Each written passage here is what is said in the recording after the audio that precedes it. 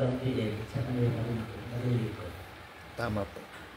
Pero wala siya masabi sa akin, kahit kung ayaw ko magkamot, useless din ka, kung tinita ko wala rin ako sa akin ng Lord, useless. Kung sabi ko, lumapit ako, pas sa akin na ni Lord sa akin, para sa inyo. Dahil siya gumamit sa akin, para sila ay makakilos. Para ang kagalingan niyo, galit ang Lord.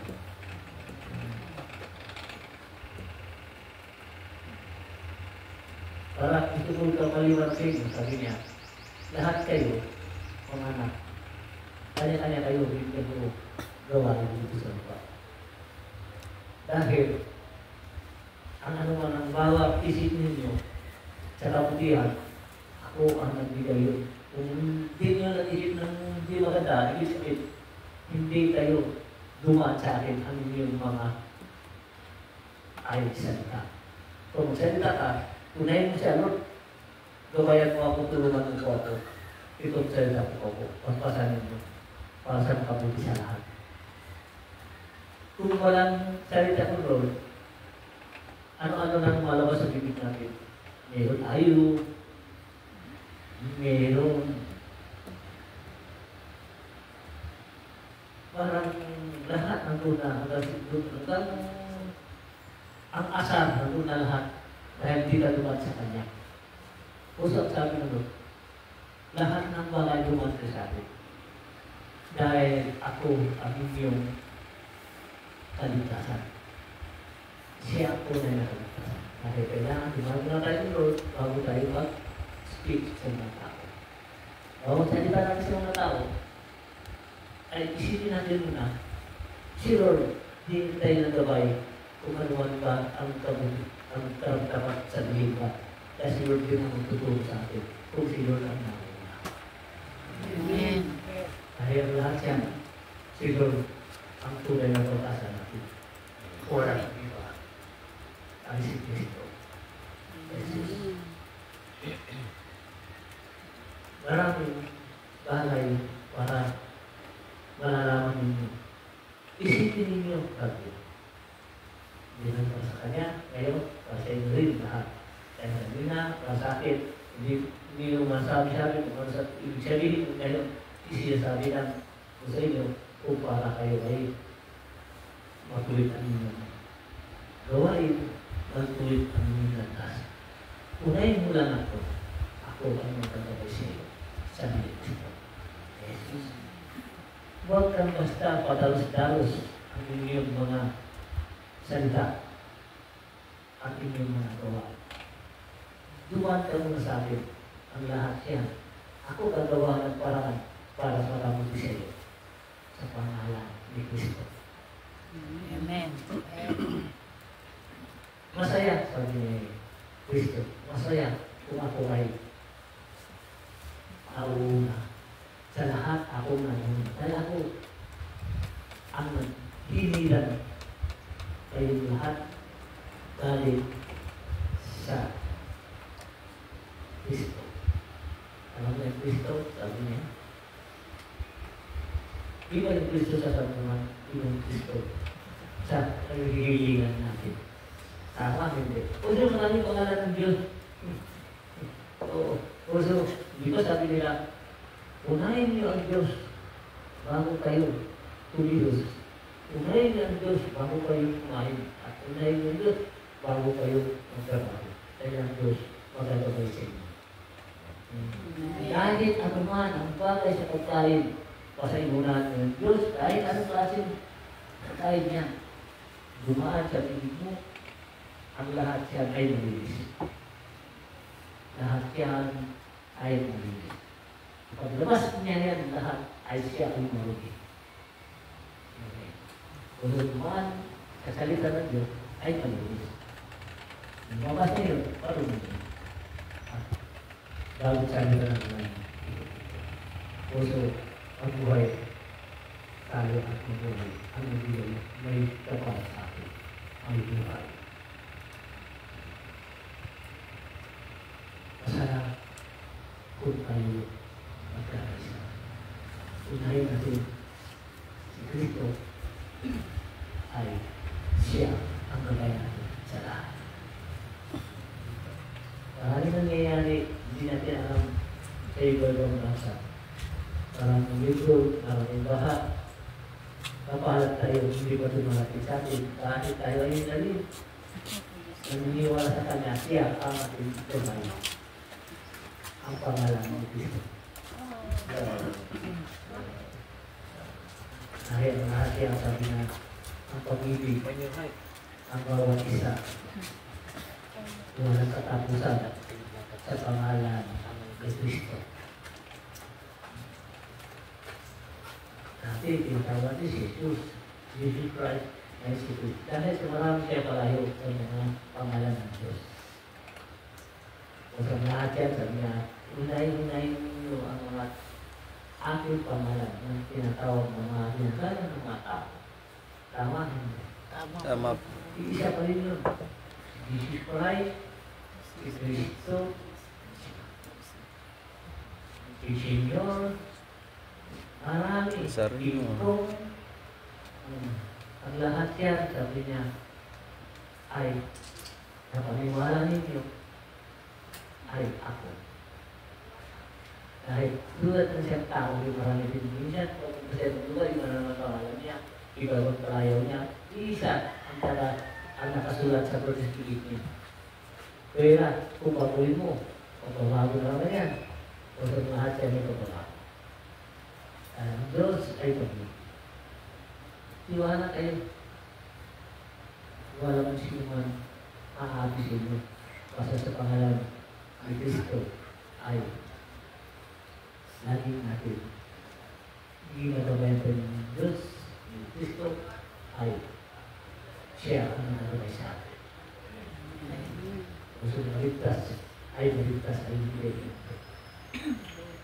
Hindi lang sabihin niyo si Kristo lang ang maligtas kayo.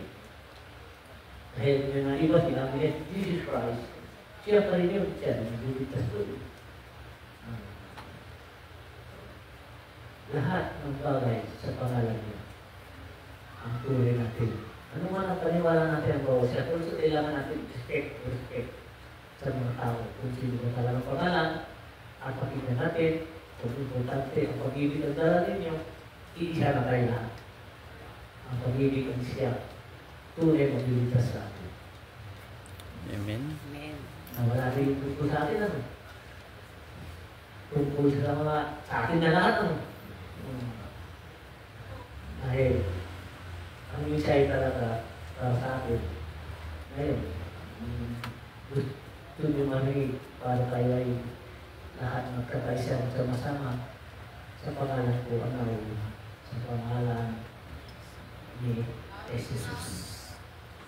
Si Kristo, si Jesus ay nauna yan. Dahil isa rin, parang katong persona yun, ano? Si Kristo, si Jesus Christ, o katong persona, iba-iba pangalan ang kanila, hindi yan mag-ibig. O di isa rin yun, isa katawan niya. So, kailangan natin ang lahat ng bagay na una sa pagkain. Lord, paspasan mo ito. Ang gano'n na pagkain sa balang ng isa po ito, pagkain ito sa balang ng isa po. At mauna na po kayo. Hindi ba sa inyo, walang pagkain ito. Hindi dahil walang katawan po. Alam namin po, hirap namin sa inyo ang lahat ng bagay dito sa lupa. O so, nauna si Lord, huwag natin ugali makasarili tayo. Dahil lahat hirap natin sa Diyos. Amen. Kailangan natin magkumbaba. Dahil sa pagkukubahan natin, tinataas tayo ng Diyos. At saka isa pa, ang naalis natin, kunti-kunti, may dumarating sa gandang asal. Basta nauuna ang Diyos. Huwag kayo baliwalain niya. Ang Diyos naglalantad din minsan sa ibang lugar. Ang Diyos nagkagabay lang sa atin. Dahil kailangan na lang natin at lagi siya ay nasa puso at sisipan natin. Amen. Diba? Yun ang kapuso ng Diyos para sa atin. Kaya sa araw na yung ginagawa ng mga dahil pakunti-kunti na bilang oras na tumating ng bagay hindi karapat atin darating at may sandata na kayo. Dahil sandata yun, Yun din ang turo niya para matatag sa puso at isipan rin ang pag-ibig ng kailangan bawat sila. So lahat yan, sabi naman, lahat yan walang simple kung ako ay nauuna. Gusto mo ko, magtanong, magtanong ko. Ayaw tumanong, ay pumilit na kayo. Kung gusto nyo tanong, at gusto nyo malaman, ay magtanong kayo para maganda ang mga bagay therapy ang inyong kalaman. Oo, ano nakikita mo rin? Meron ka ba na Wala. masasabi? Walang tanong ano? Ha? Walang tanong. Walang tanong. Meron ka na nalaman? Meron. Meron. May sagot ka. Hello. Wala kang tanong, may sagot. Ano pagpalang hapon po sa ating pahit po natin ang ating Panginoon Hesus Kristo. Yan. Sinasabi po na Ama na totoo po yun. Dahil kung lagi nating inuuna ang Panginoon, siya lahat na magbibigay ng mga karunungan kung ano po yung meron tayo. Dahil sa akin din po noon, nung natuto akong tumawag magdasal, puro rin na ako lahat kalokohan. Hindi rin ako marunong magsalita patungkol sa Diyos. Yun yung gawain ko naman kung paano, hindi pa ako nakakilala. Pero simula nung natuto na magdasal, yan tumawag sa kanyang pangalan. Doon na rin po unti-unting humihiling. Yung hiling bawat kung ano yung kalooban niya, kung ano yung nais niya na gawin natin sa pang-araw-araw. Yun po yung kahilingan na paunti-unti rin po binibigay po sa atin na hindi po biglaan. Minsan meron kasi yung time na gusto natin kapag humiling tayo sa Panginoong Jesucristo ay gusto natin on the spot na riyan na. Gusto natin pag humiling tayo gusto natin buo yung ibibigay. Pero ang Panginoon marunong siya. Dahil alam niya kung ano yung nararapat para sa atin. At alam niya kung ano yung nakalaan para sa atin upang sa ganon hindi po tayo mapahamak. Tulad ng bawat bayan na lagi sinasabi sa atin ni Ama, na kapag humiling, kung ano yung kagustuhan bukal sa ating puso. Huwag tayong humiling ng bawat bagay na sobra dahil kapag ipinagkalob sa atin yun, doon po tayo may hiwalay. Tulad din po ng mga kakaya ng mangaral, kakaya ng magpagaling ng mga may sakit. Lahat din po yan, dinadaan po yan ng Panginoon sa dahan-dahang proseso kung paano tayo hihiling at tutupad sa ating mga katungkulan o ating gawain. Kasi hindi po yan bigla-bigla kahit ibinigay yan na pwede ka nang mangaral, pwede ka nang maghayag. Pero kung hindi po tayo magsasanay, mag-uumpisa sa simula, wala pong saysay. Mapapahamak po tayo dahil nagkulang tayo sa kalaman. Diba? Naging panatag tayo sa kung anong bagay na pinagkaloob sa atin pero hindi natin pa ito nasiyasat, hindi pa natin ito alam kung paano yung tamang gawain, kung paano mangaral. Yun yung bawat bagay na laging sinasabi ni Ama na laging manalangin na paturo tayo na Lord, turuan mo ako kung ano yung dapat kong gawin.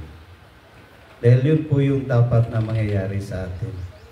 Yung mga labi natin o ating sarili na hindi marunong magpigil, pwede rin po natin yung hilingin na yun po yung kanyang babaguhin.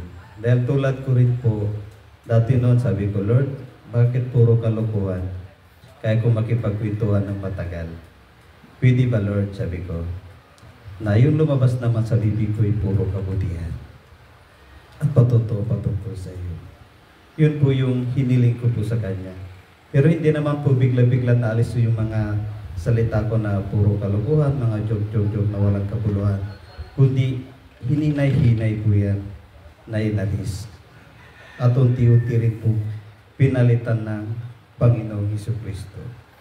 Ganun po yung buhay po natin. Dumadaan po tayo sa paunti-unti proseso sa paghahakbang po natin sa ating buhay pang-araw-araw para po tayo matuto. Kaya mahalaga po yung lagi po tayong manalangin sa lahat ng oras, araw at pagkakataon. Hindi lang po tayo nagdasal kapag tayo'y gumising, tayo'y kakain, pag umalis ng bahay. Hindi po. Kailangan kahit nasa gawain din po tayo, pwede rin po tayo magdasal.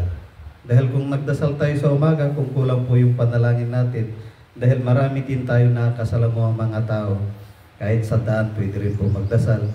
Sa trabaho, pwede po yun. At sa pagtawag rin po sa Panginoon, nasa atin po yun kung saan po tayo panatag. Kaya yung sinasabi ni Amanay, kung ano yung paniniwala mo, yun pa rin at respeto sa lahat.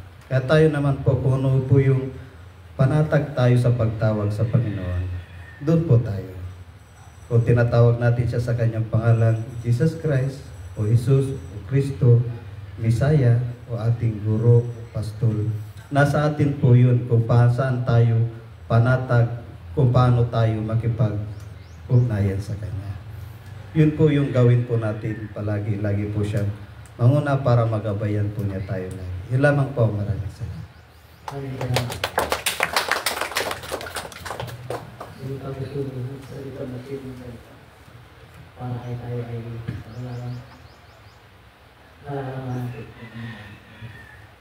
ka na dugtungan. Yan, dugtong utak.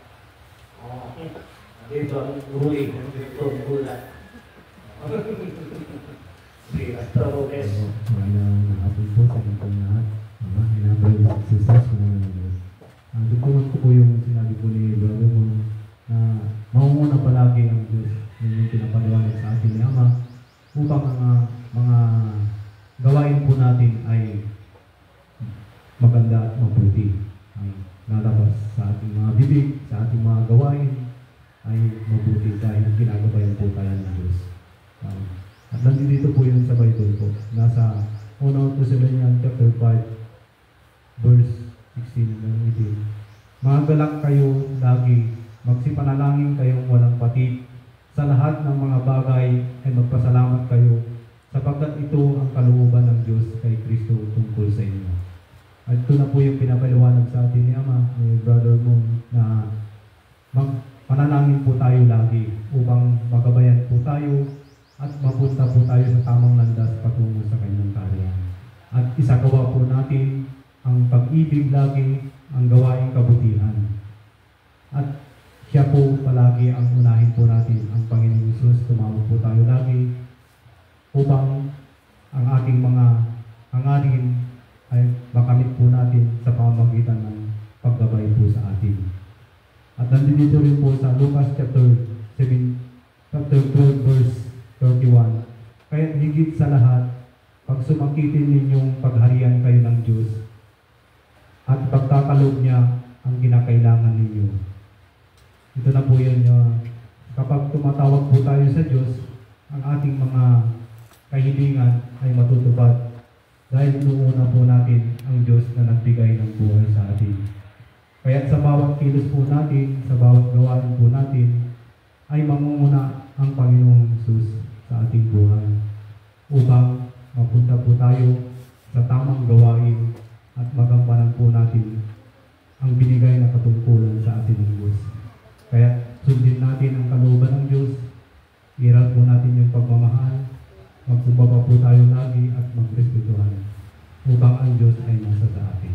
Yun lamang po. Maraming salamat po.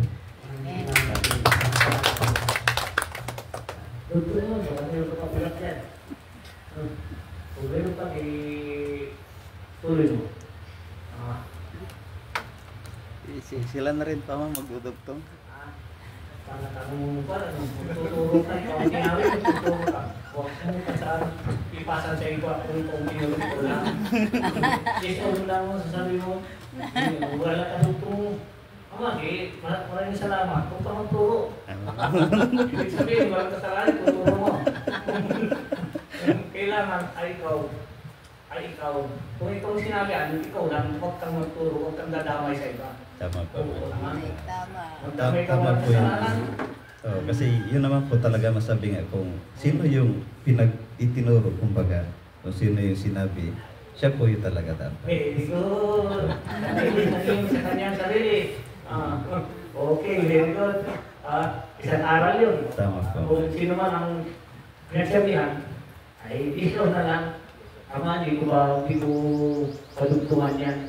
Dahil di ba ako handa? Hindi mo maganda yung pakinggan. Tama Hindi, po. ituturo mo na doon tahimik isang tao, biglang gigising. Magugulat sila. Kung alam niya, ako mo, tatayot niya kaway niya dahil naisip niya sila. Tama po. Tama din. Kami din. Yeah. Yes, yeah. Yes, sa program naman. Bayaran. Kasi mahalaga talaga bawat bagay na kapag sino yung sinabi, kumbaga kailangan siya yung tutupad dahil sa kanya binigay po yung katungkulan. Kaya mahalaga po yung bawat bagay sa bawat isa. Kung kanino yung pinagkatiwala, kailangan kumbaga na magtiwala siya sa kanyang sarili na ay sa akin to ibinigay kumbaga. Sa akin pinagkatiwala, kailangan tutupad. Magtiwala tayong lubos sa Diyos, siyempre una siya, bago sa ating sarili na kapag sa atin ibinigay, ibig sabihin, pinagkatiwalaan tayo na kailangan panghawakan natin yung isang bagay na sinabi po sa atin. Kasi kapag tayo po'y nag-alinlangan, paano rin po tayo gagabayan ng Diyos kung nag-alinlangan din po tayo? Ibig sabihin, mahalaga po yung pagtiwala ng isang tao.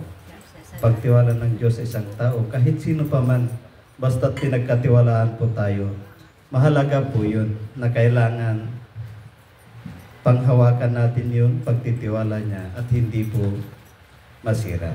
Kaya kung ito'y pinagkatiwala po sa atin, yan kampanan po ito ng ating buong puso at magtiwala sa Kanya. Yan lamang po, maraming salamat. Diba? Diba?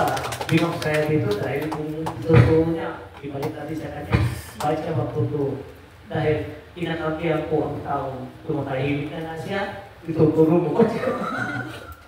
At pakinggan ang lahat mga bawat turo, ibig sabihin, bawat salita. Pwede ka naman sumunod, hindi pa po ako handa. Yun. O, huwag kang tumuro sa iba, natalurangan tayo. O, dahil siya ay kumikinig lang, dahil namumulat ng araw. O, dahil ikaw, sa tingin mo, pastor, meron ka ba, ay nalaman ba, ay isi-share mo sa akin? Ayan, hindi ka magtuturo.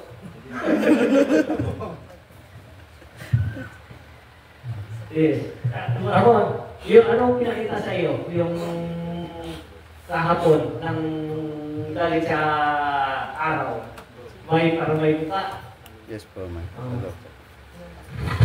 Yun ang gusto mamani at malaman namin. Ano yun? Ay, yung, hello po. Hello. Yung sinabi po, Tugtog muna sa iyo, tugtog siya muna. Sige. yes po. Ito naman yung pantay. Yung nangyari po na yun kahapon, Ah, bali nung nakarang gabi, pinaglakbay po tayo through Yes. spiritual na pangatawan na naglakbay sa iba't ibang dako na ng mundo. Ang unang pinaglakbayan ay sa dagat, sa ibang bansa. Kung nasa ibang bansa tayo sa dagat, nasa barko po tayo noon, yung mga tao doon, yung logo po na binigay kay Ama, nakita na po nila. Yung mga nagtatrabaho sa dagat. Yun po yung sinabi at pinakita sa akin. Pagkatapos naman po yun, sa ibang bansa, balik Pilipinas muli. Nung nandito na sa Pilipinas, may isa tayong kasamahan na nagtanong kung yung patungkol naman sa logo na binigay kay Ama, dito sa atin, dito sa Pilipinas. Kaya ang sagot po ng Panginoon, sabi niya, huwag kayong mag-alala, sapagkat ipapakita ko sa kanila mismo at ako na ang magsasabi sa kanila. Yun po yung sinabi po sa akin ng Panginoon sa pangitain po sa akin nakarang gabi, madaling araw. Tapos hapon po, naghahakot ako dyan ng lupa, kasama ko si nanay, nagwawalis doon. Hindi ko alam, pinalakad ako ng pinalakad papunta sa likod. Tapos di ko alam, kasi pag minsan kasi sa akin, inutusan ako na kunin yung cellphone ko, magpipicture-picture ako, nagbibideo ako. Kaya yun po yung nangyari po kahapon. Tapos, mula po sa likod, pabalik pa ako rito sa harap. Yan dito na po, nagpicture dito pa ako rito. Dito po lumabas po yun sa harap mismo. Dito po sa mismo dito yun. Yung bilog na nagpicture ako, nakasali po yung mukha ko. mura. Nasabi ko, Lord, ito na yung sinabi mo sa akin, pinakita mo rin sa akin ng nangyari. Na sila na rin mismo yung kikilos, sabi nila, at magsasabi sa mga tao. Kaya sabi niya na, wag daw tayo mag-alala sa kating pinapagawa sa atin ng Ama. Dahil sila na rin mismo ang kikilos. Tapos kanina rin po, madaling araw, pinakita rin po sa akin, pinaglakbay din muli. Bumaba po ang logo, malaki. Singlaki po nitong templo. Kung ano po yung itsura niyan, na, ganun po siya. Mga 4 siguro nakataas ko po yung logo bumaba. Na yung mukha po buhay na buhay, kung ano po yung nakikita po natin dito sa damit, ganito po siya talaga na bumaba. At sabi ni Ama sa akin, si Ama din yung nagsabi, bumaba na yung logo ko, sabi ni Ama. At yung pagbaba po niya dito po sa Pilipinas, pinakita, malaki siya. Akala ko nung una araw yung bumaba, pero hindi po yung araw. Yung mismo pong itong logo po ni Ama yung bumaba dito sa atin. Yun po yung pinakita po sa akin. Nakaraang gabi, tas kanina po. Yun po yung pinakita sa akin na pinapatutuhanan bawat bagay na itong kaloob kaya na binigay sa kanya ay totoo. Kumbaga sa ating katungkulan, gampanan po natin. Yun po yung gusto nilang iparating sa atin. At huwag tayong mag-alala. Yun po yung sinabi po. Yan. Yun lang po, marami pong salamat. May nagtanong sa akin. Ang sabi niya, paano binigay sa iyo ito? Sabi niya. Ang sagot ko naman, year 2007, nagtapos lang ako ng ayuno, yung hindi ako pinakain ng Ama. Isang retired principal, si Jose Cruz. Doon ako sa bahay, siya ang nagbilang, hindi ako pinakain. Hindi ko pinabilang sa kanya. Tapos dinala kami sa Makati, doon sa ang bahay niya, 17, 18. Tapos sa terrace kami, 4 to 12, ito ang lumabas. Apat na angel. At saka ito, wala pa. Sabi ko sa kanila, hindi ko makikilala ang angel dahil gusot-gusot ang buhok nila. Ngayon, sabi niya, inilagay ko sa haratan na basket galing sa Baguio. Mali. Isa lang dala-dala ko, yung damit ko blue. Ang sabi niya, pagdating ito ko ka, kunin mo ang damit mo. Pag nagtad ko ang damit ko, bumaba na naman ang bituin. Ito, tinatakan niya. Hanggang mukha nito. Dahil ginawa niya ang kasaya nito sa Versace, mayroon ito kasi binigay din sa kanya at ang itong tatak ng logo ito. Wala siyang mata, wala siyang bilog sa gilid. At tinakta ng Ama, siya ay babalik. Kaya nga, ito sa gilid ito ay dragon. Sa Katoliko, sa gilid ito, Jesus Christ, tayo ay liwanag. Dahil ang mata ito ay pula. Nakasulat din sa Biblia. Dahil ang ito, ang bituin, ang siya nagtatak sa damit ko. Kung tago-tago kong damit ko 2007, hanggang ngayon, ay bago pa rin. Dahil back to back yun. Dahil ang Diyos mismo ang nagbihis sa akin, tinatakan niya ng sa damit ko. Ang bituin, siya ang nagtatak. Kahit iskanin nila, kahit ipakita nila, kahit magtanong sila, sa akin binigay, sa akin sila magtanong. Dahil ang mga kasamahan ko, nagtamit ito, bahala kayo ng bawat isa dahil galing sa Diyos ang tatak binigay sa atin. Totoo, sa Versace, meron yan. Walang mata, tulad may apoy, walang bilog sa gilid. Kahit ikutin nila, wala sa kanila yan. Dahil tayo lang kahit ang Diyos mismo ang binigay. Iiba sa lahat. Iisa ang simbolo. Iiba lang ang kanyang may mata siya at may bilog siya para may kulintas siya. Iikot. Parang planeta ito. Parang mundo ito. Ang ikot kaya sa kanya ang liwanag. So, ito, ang sabi ng Ama sa akin, sabi ko, sino ba ang pinagbibigyan ninyo?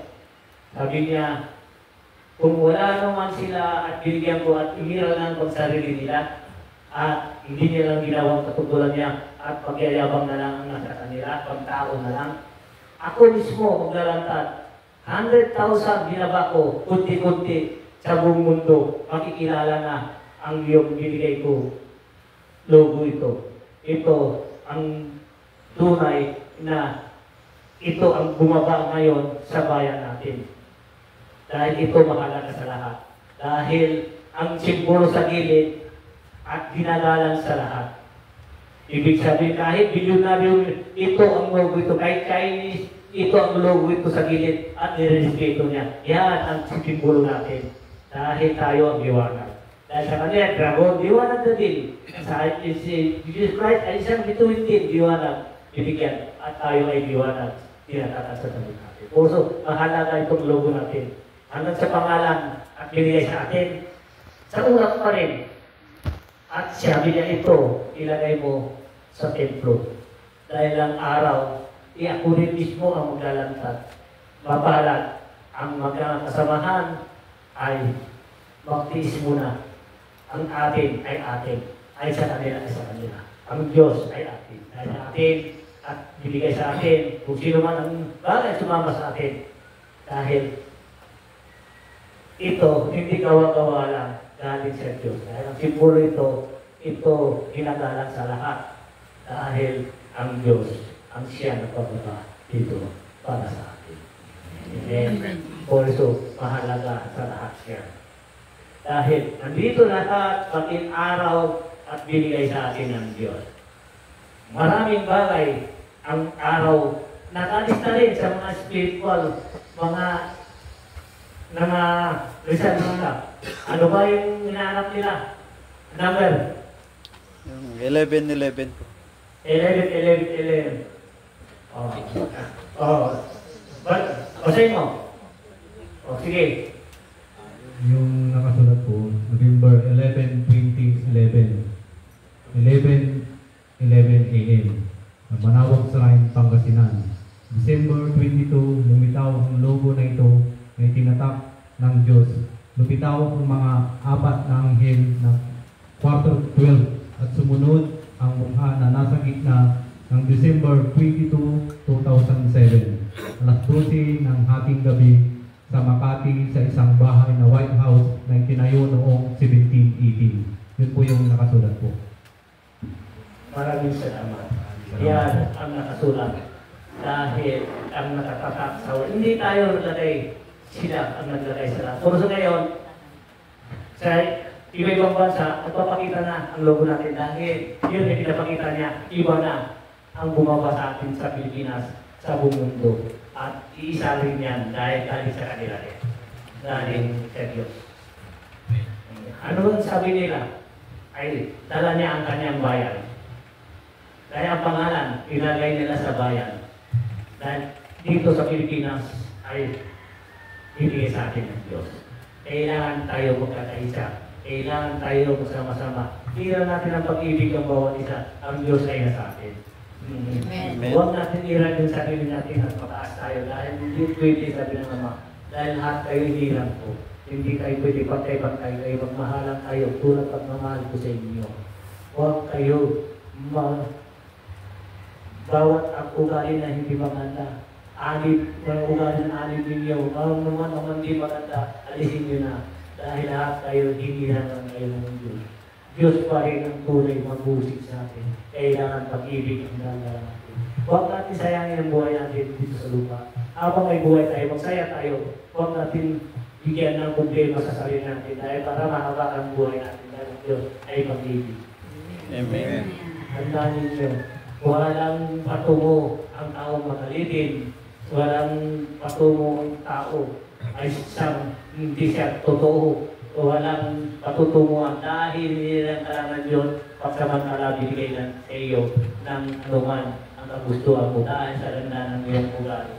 Huwag ka magbago. Kung sino ka noon, ano ka rin ngayon, alisin mo ang ugali na hindi maganda. Dahil bilang araw, mabuburak rin sa mundo. Sabi ng Diyos, hindi ka nakaprenyente dito. Hinihan lang kita, pagsamantala lang ka lang dito, huwag kang matapang. May hangganan kayo lahat.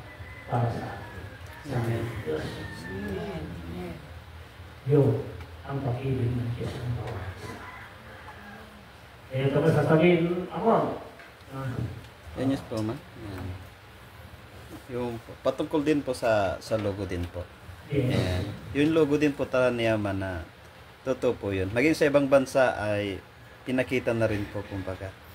After ko nung yung sunod-sunod na 2 gabi na pinakita po sa akin, nung nakaraan naman po, pinahanap sa akin yung mga tao na kung sino po yung mga pinagbigyan.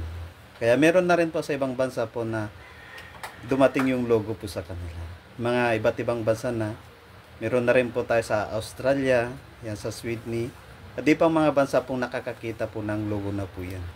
Hindi lang po dito na sa Pilipinas, kundi parami po sa ibang bansa na po yung nakakakita. Pero hindi pa po nila malaman kung ano yung tunay na mensaheng ipinapahatid. Pero sabi nila na ito isang bagay na may nais iparating sa atin.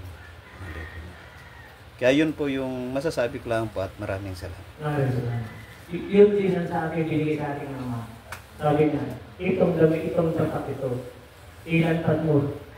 Ilang araw, may sarili kang tahanan at templo. Ilagay mo yan.